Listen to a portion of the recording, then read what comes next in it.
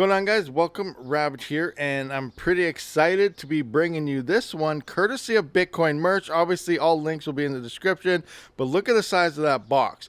Octaaxe Hydra 12 terahash, and then that is a little box. So I actually got that one from Bitcoin merch a couple weeks ago, and it was supposed to be the Hydra. I opened it up, I was super excited, and it turns out that it was just a standard Octaaxe. So if we come into here and we just look at if this thing focuses for me, you can see it does say Hydra on the description that came with that. And then when I opened it up, I was like, okay, this is just a standard Bitaxe. But then I told them and they sent this one out, and look at the size difference. So obviously, if I knew how big this thing was, I definitely would know that that was not a Hydra. So let's open this up and have a look at it. All right, so first opening the box, we can see an episode, or I guess a magazine edition of Renegade Miner. We got some stickers here, Bitcoin, and then we got some Bitcoin merch setup guide for this miner. So we'll just stick this to the side. It should be like everything else. If we run into issues, then we'll take a look at that. But yeah, we got a magazine here with all sorts of crypto mining goodness going on it, so I'll check this out after. But right now we want to look at this, and if this thing would focus for me, that would be much nicer. So we're gonna kind of pull this up, and boom, and holy crap, yeah, this thing has some size to it. All right, so the first thing I want to look at is the power supply. So this has a different power supply than your standard brick, as we can see here, and this was the first thing that kind of excited me on the other one that it came, because I was like, okay, this is just a normal Octaaxe. But then I seen the power supply, and I was like, oh, interesting, I want to check this one out. But this one kept giving me issues on the Octaaxe, so maybe it's a faulty power supply. So hopefully this one is better. I guess I'll find out later. But what I want to run through here is it has 115 volt and 240 volt in the side, which you can see right there. So you just flip this over depending on the voltage that you're using. So around here we're around 122 volts, so I don't know if that is the issue for that on the 115. All right, so coming to the power supply on the specs here, we can see 100 to 120 volt is 6.8 amps, or 200 to 240 volt is 3.4. It's still the same amount no matter which way you run. That's 816 watts, but obviously the 240 volt is more efficient with less amps being used. So keep that in mind. So one thing I was noticing about these though is these are probably going to be optimal if you run maybe 2 of these Octaaxes on this thing. So let me just come to the other one right quick.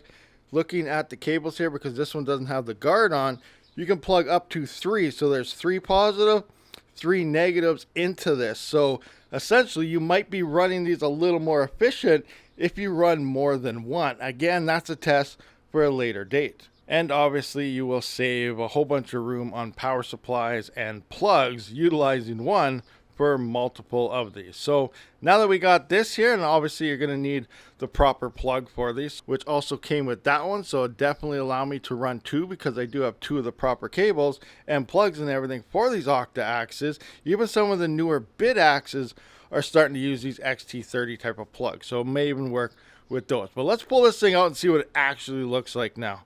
All right, so wow, this thing is definitely a beast. Like, look at my hand compared to this. It is definitely a lot larger than, you know, all the other ones we have seen, due to the fact that it's liquid cooled. Now, it does look like it is 2 separate AIOs, single 120 millimeter fans here is what it appears to be for the most part. There's no fans on the backside, so let me just have a quick peek here.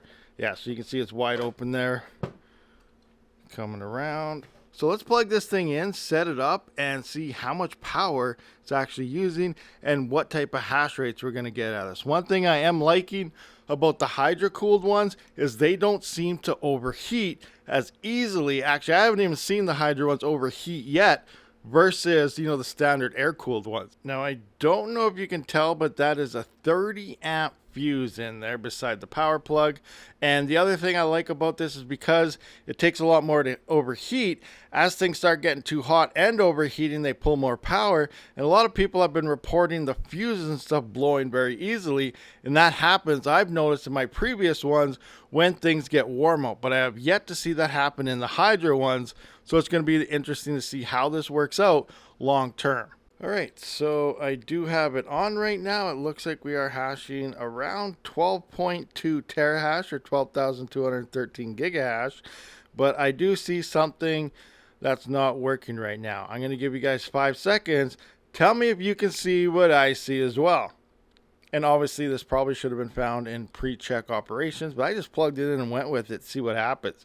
So anyway, we can see that these fans are not spinning right here or right here. And here we can see it looks like a fan plug not plugged in and a fan port with some bent pins and not plugged in. So I'm just going to I'm going to shut this off and bend them back over and then plug that in. But before I do that, I want to see how much power it's using before we actually plug in those fans. All right, so it does look like around 256 watts. All right, guys, so there we go. It is a bit louder now because obviously we have two more fans going and they are RGB. It also looks like that plug has an RGB backlit on the actual board itself. So this thing actually looks pretty sweet. There's even some RGBs down there. So no, actually that's just reflections down there, so it's not there. But yeah, this thing is lit up like a light bulb, so that's pretty freaking sweet here.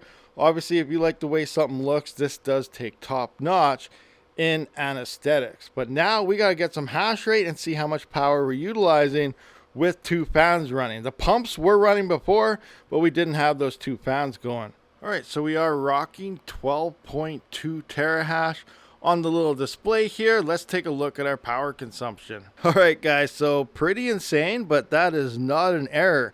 We're actually using less power at 247, so 248 watts pretty much here. That's crazy. And why is that happening?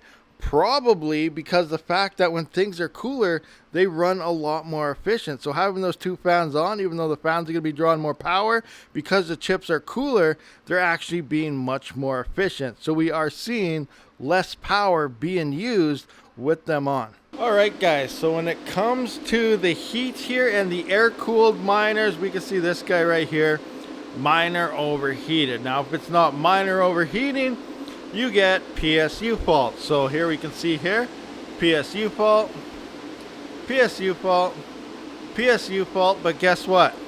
Our hydro is rocking it. It's no issues whatsoever. Now, with some of these, like that one, I put in a bigger fuse, so it would be popping fuses if it got too hot, which we see it's not, but now it's doing the PSU fault. Or not that one, it's this one over here, because that one's the old one. It was this one right here, I put the bigger fuse in, and it's running off a standard one. So now it is getting a PSU fault due to that. Now, also keep in mind, sometimes I also get a voltage, over voltage fault or something, and it shuts itself down with the larger fuse. But the thing is, this only happens when it starts getting warm out. So, you know, 3 errors I did notice. One is the PSU fault. Sadly, this one, it blows up even when it's cool. So I still think there's an issue with that one PSU. But it looks like this one here is good. So I do want to actually put in a different video those two on one of those PSUs to see how it runs depending on the power, see if we run more efficient. And if we got enough, I'll throw another one of these on top of that to see if we can get that going. But for now, this is what things are looking like. Our liquid cooled Bitaxe here has no issues going on it. Everything is rocking good, but all our air cooled ones have faults and overheating. So it is nice to, or I guess this is kind of proof to show that the liquid cooled is better off, especially when it comes to warmer temperatures. All right, guys, so we're almost about to wrap it up, but I do want to go through some numbers now. So usually I use my spreadsheet, but I've been slowly transitioning my spreadsheet into my website so you guys can see everything. So we just go in and click on best efficiency here. So this will sort everything by the most efficient miners here. We can see that the Nerd Octa-Axe Hydro is down here at about 49.19 gigahash per watt. You can adjust this to whatever you want, terahash per watt.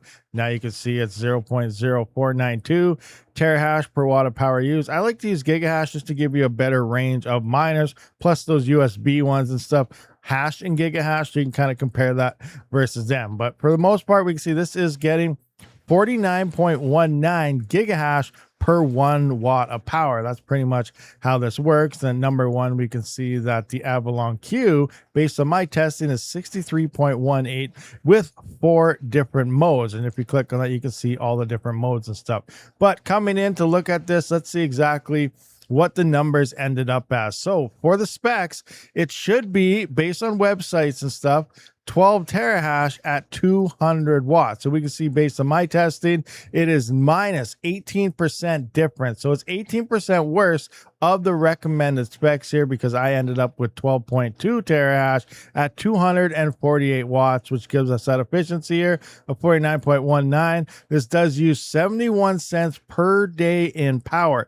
That's at 12 cents per kilowatt. That's my power that I do have this adjusted in. So keep that in mind. That is based on 12-cent power. You can just, obviously times your power and do the coordinations in kilowatt hours to 248 watts to see what yours will be. And then obviously right here is a link to click this with a discount code if you want this miner. Now, why'd you disappear? I have no idea. So I'm just going to copy the share link, and I will have that posted down in the description. But these are the numbers that I got real life testing at the wall with the Nerd Octa-Axe Hydro. And I do want to wrap up by saying it does look like these Hydro miners don't overheat, as well as not blowing fuses and getting the errors like all the air-cooled ones seem to be prone to, in terms of blowing up all the fuses and overheating and all that. And it seems all that happens once things start warming up. So keep that in mind. Again, I still got to do more testing here and wait long term to see how this does work out over the next couple of weeks to a month, and especially as the summer heat hits, if we run into any of those issues. But so far, versus the standard air-cooled ones, this one is pretty superior in terms of all those issues that the air-cooled ones do have. So thank you for checking out this video, guys. I will see you guys on the next one. Rabid out.